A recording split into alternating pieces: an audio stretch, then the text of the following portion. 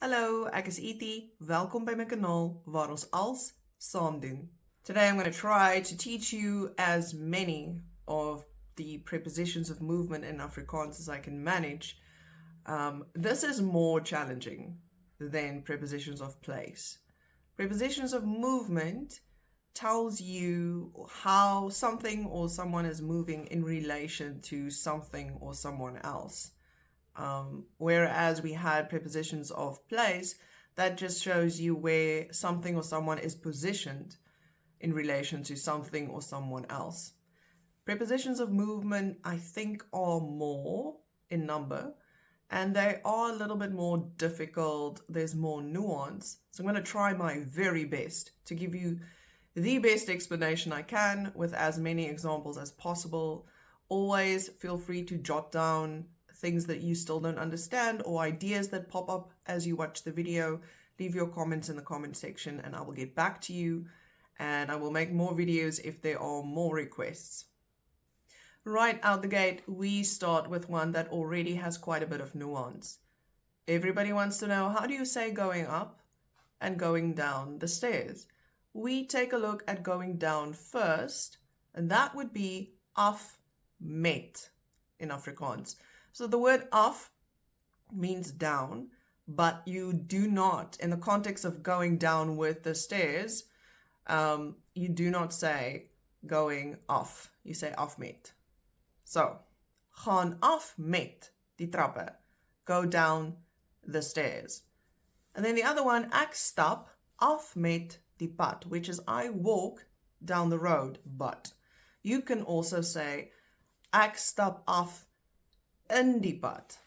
They're a little bit different, but in conversation, we use them interchangeably. Often we say ek stap af in die pad rather than af met die pad. Af met would be like I walk with or along with the road, and af in die pad is like I walk in the road. But the translation for both of those would be one, I am walking down the road, or I walk down the road. Some people translate I am walking as af met and I walk as af in, but really I would say use whichever one you feel comfortable with. We are going to understand it as meaning the same thing. In English, you will say we are walking along the road, or we walk along the road when you are walking where the road is going and you're walking with the road. That's a literal translation. In Afrikaans, we don't really have a one-word translation for the word along in that context. So we paraphrase and we say ons stap met die pad langs, in that word order. Ons stap met die pad langs. If you say ons stap langs die pad, it means you are walking next to the road. So met die pad langs is along the road. Langs die pad is next to the road. Then of course there's the other one, going up the stairs, which is op met in Afrikaans. Gaan op met die trappe, go up the stairs. Klim op met die leer, climb up the ladder. Oh, no. Right, so we have uit and uit. The reason why they're both there is in Afrikaans you can use either the one uit, and if you want to accentuate, really say it's going out of something, then you use the uit and again another uit at the back of the sentence. Let's take a look at the examples. Haal die mes uit die laai, which is take the knife out of the drawer. But if you really want to make sure that somebody understands that you're taking the knife out of the drawer, you're going to say haal die mes uit die laai uit. Both are acceptable. One just is a bit more of a accentuation of what you're trying to imply. You'll often hear people use the double uit. Gaan uit die gebou, of gaan uit die gebou uit. Go out of the building. I would say in the context of going out of the building, rather use gaan uit die gebou uit. Gaan uit die gebou is more when you're telling somebody to go out the building. gaan uit die gebou. But if you say, I'm going out of the building, it's ek gaan uit die gebou uit. But really, it doesn't matter. It's whatever you choose. Haal dit uit die boks. Or, haal dit uit die boks uit. Take it out of the box. With out and out, we had oh no. With in, we have oh no, no, no. So in, in is a more complex situation. Within, you use two ins most of the time when you want to talk about movement into something. And not just only one in, and I will show you why in a minute. But then we also have the other two, which is gaan binne, go into, and kom binne, which is come into. Depending on the situation, you will sometimes use gaan binne, kom binne, rather than in and in. Sometimes you can use both. Right, so let's take a look at the examples. Hy gaan in die tunnel in. You have to use the two ins. You cannot use the one, otherwise it will be hy gaan in die tunnel. And then it's like, and? So it feels to me, with that one, it feels to me it needs to be hy gaan in die tunnel in. But also you can say hy gaan die tunnel binne. So that is, both are correct. When we speak, I never use hy gaan die tunnel binne. That is very formal. A little archaic. Correct, but you know, I always say hy gaan in die tunnel in en hy gaan uit die tunnel of uit die tunnel uit. But I won't say gaan die tunnel binne. It sounds like Shakespeare. He goes into the tunnel. Then loop in die see in. Walk into the ocean or walk into the sea. If you say loop in die see, it means walking in the ocean or walking in the sea, like in the waves. You need to have in and in for it to be walking into. So there is the difference between the two. With loop in die see in, there is no gaan die see binne. Okay, you can say, no, I'm not, you can say, ek gaan die see binne. But honestly, somebody is going to look at you and go like, what are you on? It's acceptable language-wise, but we don't talk that way. I'm having a day. Sy het in die kamer ingekom. So you can't say sy het in die kamer in and in. Sy het in die kamer ingekom. Right, so not sy het in die kamer in. No. Ingekom. She came into the room, or she came into the bedroom. And also you can say, sy het die kamer binnegekom. Again, it's completely fine. It just feels weird. It is language-wise maybe the more formal way. It's the more formal way. Sy het die kamer binnegekom. Sounds like a queen entering a room. She came into the room. So that is all of the things you can use for that one concept of entering into, moving into something. Next up, na, to, two separate words, and just na, alone standing. Na to is the translation for towards, or the words we use for towards. You'll see the first word na will be just after the first verb, and then to will be at the end of the sentence. Die bal beweeg na die kaas toe. The ball moves towards the cheese. And for the sake of the rest of this video, I'm assuming the yellow object in the picture is a ball of cheese. Ek loop na die deur toe. I walk towards the door. And then on the other side, very small difference between towards and to in this context is just the word na. And that is the translation for to in this context. Die bal beweeg na die kaas. The ball moves to the cheese. And ek loop na die deur. I walk to the door. In past tense, that would be ek het na die deur geloop. I walked to the door, or I have walked to the door. Weg van off. This is for moving away from.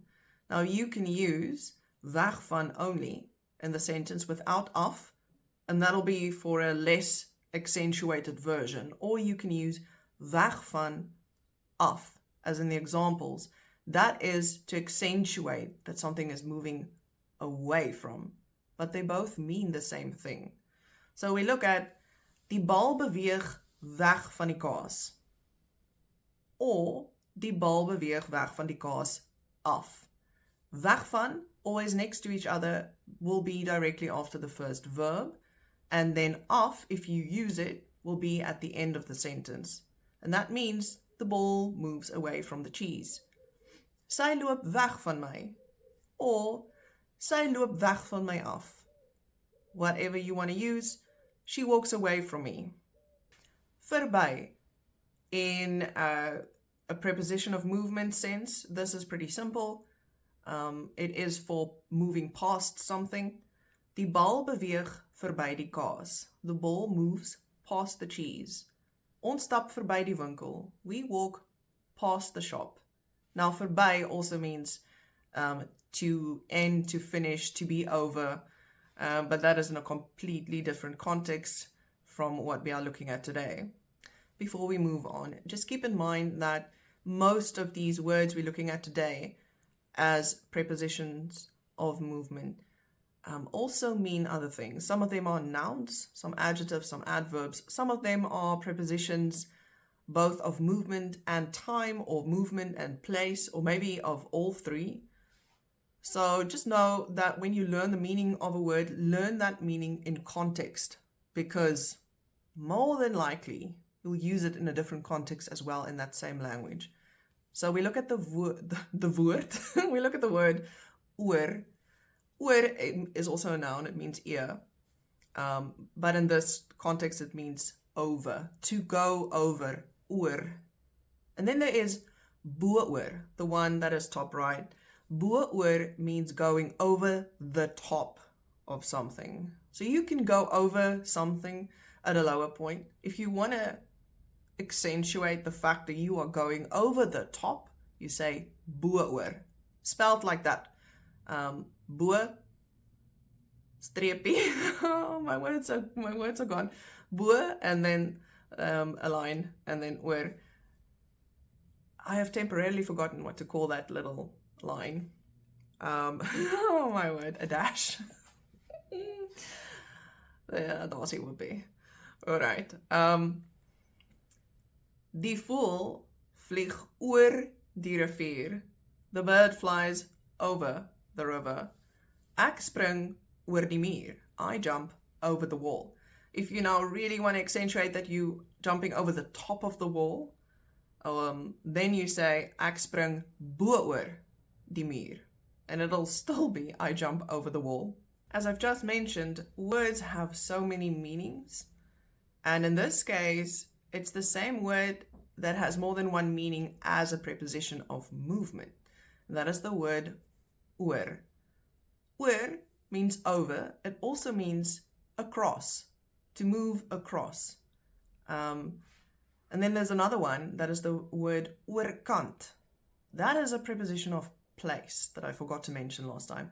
And that means across from. So to sit across from would be ek sit oorkant jou. I sit across from you. Ek sit oorkant jou. So that is more a preposition of place. Right. Ek stap oor die brug. I walk across the bridge. Ek het oor die straat gehardloop. I ran across the street. Op, you already know from the preposition of place video, where it means on, but op is also used when you jump onto something or climb onto something. Ons het op die gebou se dak geklim. We climbed onto the building's roof, or we climbed onto the roof of the building. Hy het die spelers op die veld gelei. He led the players onto the field. Draai links in Burnstraat.